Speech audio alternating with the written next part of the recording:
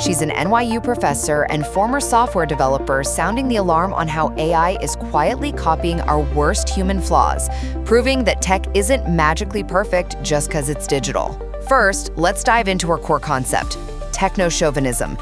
It's this incredibly flawed belief that tech solutions are naturally superior to human ones, falsely assuming data is always perfectly neutral. It's kind of like buying a fancy blender and assuming it's going to cook a 5-star meal all by itself just because you plugged it into the wall. Second, let's look at algorithmic bias. Now you might be thinking, wait a minute, aren't computers just doing math? How can math be biased? Well, the math is literally only as good as the biased data it's fed.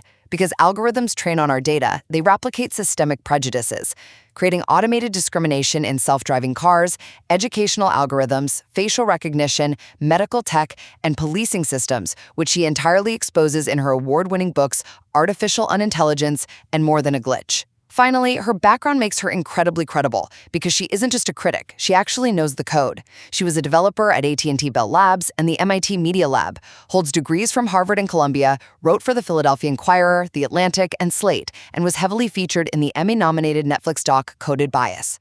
Ultimately, she reminds us that before we blindly trust an algorithm to make a decision, we absolutely need to take a long, hard look at the flawed humans who coded it. Need music that hits different? Dive into Audio Swamp, where creators, gamers, and podcasters get swamped with sound. Visit audioswamp.com. Music built for your next project or your next playlist. Visit audioswamp.com. Get swamped with sound.